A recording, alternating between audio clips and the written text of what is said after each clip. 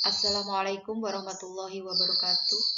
Mohon izin, yang terhormat Bapak dosen, Bapak Nandang Abdurrahim MAG, yang kami hormati Bapak Ibu Guru peserta PPG kelompok A. Mohon izin, saya Siti Badriah SPDI, Guru Pendidikan Agama Islam dan Budi Pekerti SMKS Terpadu Putrajaya Batam, akan mempresentasikan RPP 1 tugas 6 yang kemarin saya buat. Mohon evaluasi dan koreksinya apabila ada kekurangan dari pembuatan RPP yang sudah saya buat untuk perbaikan ke depannya. Terlebih dahulu kita mempelajari tentang pengertian RPP, yaitu rencana kegiatan pembelajaran tatap muka untuk satu pertemuan atau lebih, dikembangkan berdasarkan silabus untuk mengarahkan kegiatan pembelajaran dan penilaian peserta didik dalam mencapai kompetensi dasar. Inilah dasar dari pengertian RPP yang akan kita kembangkan nanti. Alur RPP sendiri, kita mulai dari SK dan KD, standar kompetensi dan kompetensi dasar. Kemudian kita rumuskan dalam silabus dan kemudian kita jabarkan dalam RPP.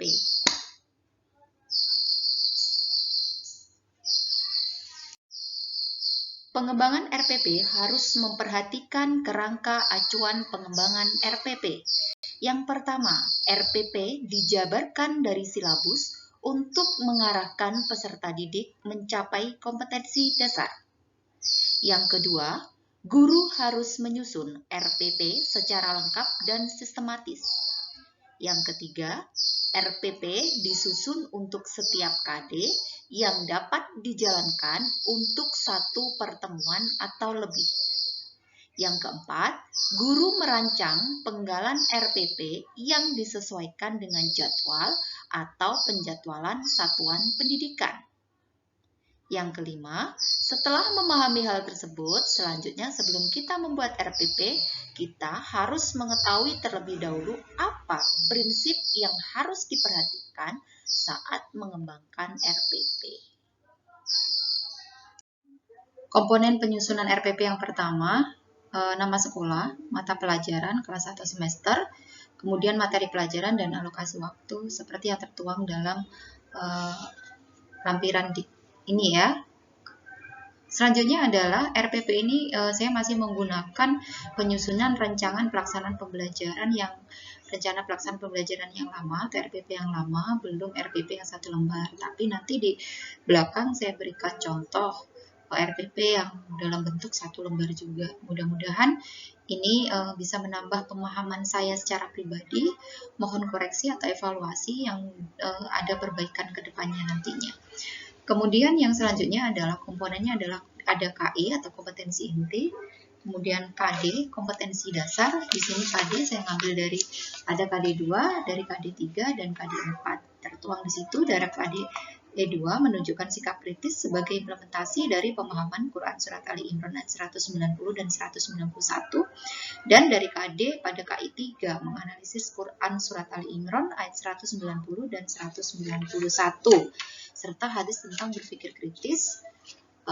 Sedangkan pada KD KI 4 yang ada 4.1.1 membaca dan mendemonstrasikan hafalan Quran Surat Ali Imran ayat 190 sampai 191. Baik, untuk selanjutnya, kita masuk ke indikator pencapaian kompetensi yang berisi dari indikator KD pada KI pengetahuan, dan yang kedua adalah pendekatan KD pada KI keterampilan. Nah, di situ sudah beberapa disebutkan dari pencapaian tersebut. Yang pertama ada 2.3.1, peserta didik mampu membiasakan diri untuk senantiasa berpikir kritis dalam kehidupan sehari-hari. Dan di indikator KD pada KI 3, misalkan di keterampilan, peserta didik mampu mengidentifikasi hukum bacaan tajwid Quran Surat Ali Imran ayat 190 sampai 191 tentang berpikir kritis dengan benar. Dan yang keempat masuk ke tujuan pembelajaran. Nah, di sini adalah tujuan dari IPK yang telah kita sampaikan di depan tadi. Jadi ada beberapa tujuan yang kita capai. 1. Peserta didik mampu membiasakan diri untuk senantiasa berpikir kritis dalam kehidupan sehari-hari. 2. Peserta didik mampu mengidentifikasi hukum bacaan tajwid Quran Surat Ali Imran ayat 190 sampai 191 tentang berpikir kritis dengan benar. Nah, itu salah satu contoh tujuan dari pembelajaran yang akan kita capai. Dan yang kelima, materi pembelajaran tentang kajian Quran Surat Ali Imran ayat 190 sampai 191 dan hadis tentang berpikir kritis berisi tentang satu konsep, fakta, prinsip atau dalil teori hukum, kemudian prosedur, kemudian yang terakhir tentang dakwah, hikmah atau manfaatnya. Konsep berarti memahami kandungan makna dari Quran Surat Ali Imran ayat 190 sampai 191 dan hadis sebagai bentuk untuk senantiasa berpikir kritis. Faktanya ada ayat-ayat kauniyah yang terhambar di alam raya, adanya ayat-ayat kauliyah yang terdapat dalam Al-Quran.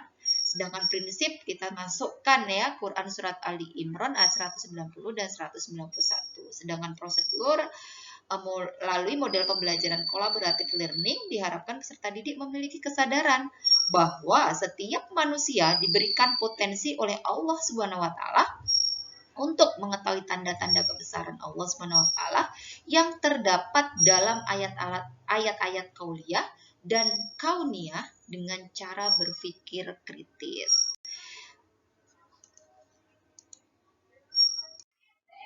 Untuk selanjutnya, tadi sudah saya sampaikan di depan bahwa ada dampak dan hikmah dan manfaatnya.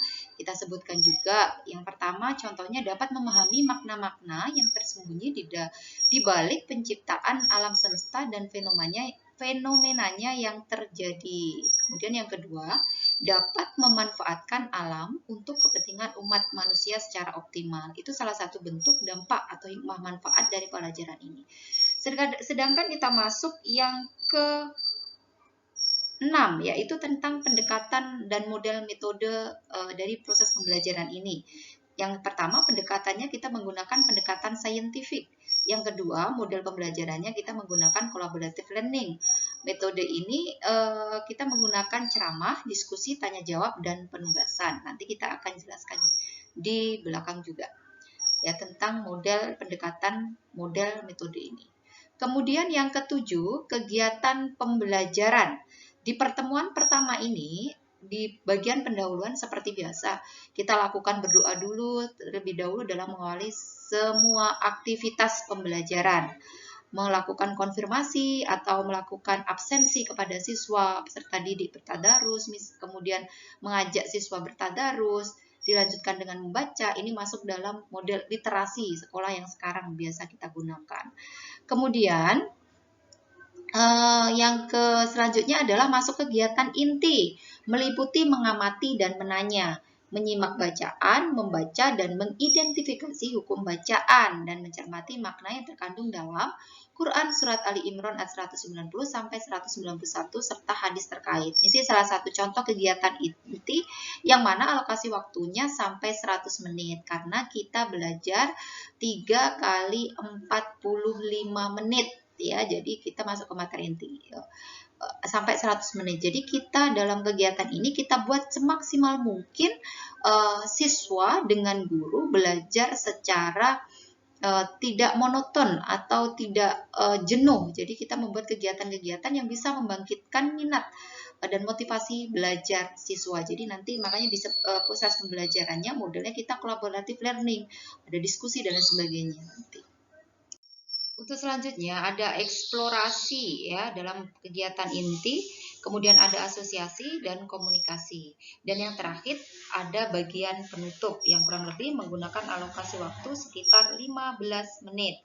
Biasanya kalau pada saat kegiatan penutup ini, guru menanyakan pendapat peserta didik tentang proses belajar yang dilakukan. Ini sebagai bentuk merefleksi ya kegiatan pembelajaran yang sudah kita lakukan. Apakah ada masukan untuk perbaikan atau pembelajaran selanjutnya. Kemudian yang kedua, biasanya kita menyimak penjelasan dari siswa-siswi kita tentang materi yang sudah kita berikan. Kemudian tugas yang diberikan guru terkait dengan pembelajaran selanjutnya itu bagaimana. Biasanya kita beri penugasan. Kemudian yang terakhir, mengajak semua peserta didik untuk berdoa untuk mengakhiri pembelajaran. Ini salah satu untuk kegiatan penutup. Untuk yang selanjutnya, kita masukkan juga untuk rencana pelaksanaan pembelajaran yang pertemuan keduanya. Kita sudah memasukkan sama seperti yang di pertemuan pertama, ada pendahuluan, kemudian kegiatan inti, kemudian di kegiatan inti ada menanya, eksplorasi, asosiasi, komunikasi, dan penutup.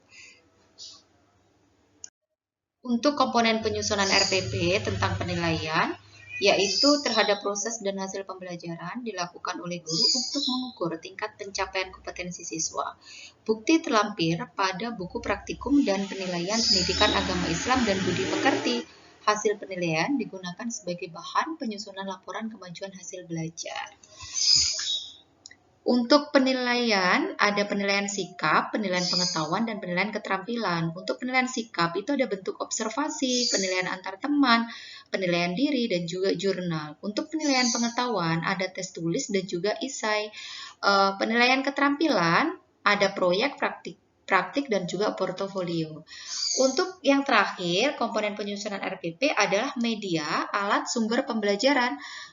Media bisa kita menggunakan gambar ataupun poster, kemudian kita menggunakan PowerPoint, bisa juga video. Untuk alat dan bahan, kita bisa menggunakan laptop, ya. Kemudian sumber belajar kita menggunakan Al-Quran dan terjemahnya, dan juga buku pendidikan agama Islam dan budi pekerti. Selanjutnya, kita bisa menggunakan channel YouTube juga untuk mengembangkan siswa dalam proses pembelajaran ini. CD tentang tajwid aplikatif dan juga electronic book.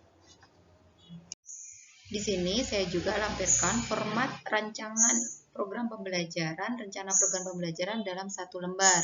Sama seperti yang tadi, ada sekolah, ada mata pelajaran, kelas atau semester, kemudian materi pelajaran, alokasi waktu. Kemudian kita masuk ke tujuan pembelajaran. Ya, yang pertama, setelah mengikuti proses pembelajaran, peserta didik diharapkan dapat terbiasa membaca Al-Quran sebagai pengamalan dengan meyakini bahwa agama mengajarkan kepada umatnya untuk berpikir kritis dan bersikap demokratis. Ini salah satu tujuan dari pembelajaran. Masih banyak lagi ya tujuan pembelajaran yang bisa kita diidentifikasikan. Untuk selanjutnya, langkah-langkah pembelajaran sama seperti RPP sebelumnya. Ada kegiatan pendahuluan, kemudian ada kegiatan inti dan juga ada penilaian. Untuk kegiatan pendahuluan misalnya melakukan pembukaan dengan salam pembuka dan berdoa untuk memulai pembelajaran, memeriksa kehadiran peserta didik sebagai sikap disiplin. Untuk kegiatan inti selama 90 menit, kalau untuk pendahuluan sekitar kurang lebih 15 menit. Kegiatan inti ada kegiatan literasi, critical thinking, collaboration, communication, dan creativity. Kemudian untuk penutup bisa melakukan peserta didik dan guru merefleksi kegiatan pembelajaran. Peserta didik dan guru menarik kesimpulan dari hasil kegiatan pembelajaran. Guru juga memberikan penghargaan, misalnya pujian atau bentuk penghargaan lain yang relevan kepada kelompok yang kinerjanya baik. Untuk penilaian hasil pembelajaran, guru bisa melakukan penilaian sikap, pengetahuan, dan juga keterampilan. Untuk penilaian sikap, ada bentuk observasi dalam proses pembelajaran, kemudian penilaian pengetahuan, ada tes lisan, tes tulis, dan juga dalam bentuk uraian, kemudian penilaian keterampilan. Demikian paparan presentasi mengenai RPP, baik RPP 1 lembar maupun RPP yang format lama. Terima kasih atas perhatian semuanya. Mudah-mudahan bisa memberikan pemahaman buat saya secara pribadi dan juga bisa memberikan tambahan pemahaman bagi teman-teman yang lain. Terima kasih atas perhatian semuanya. Ada kurang lebihnya mohon maaf. Saya tutup. Wassalamualaikum warahmatullahi wabarakatuh.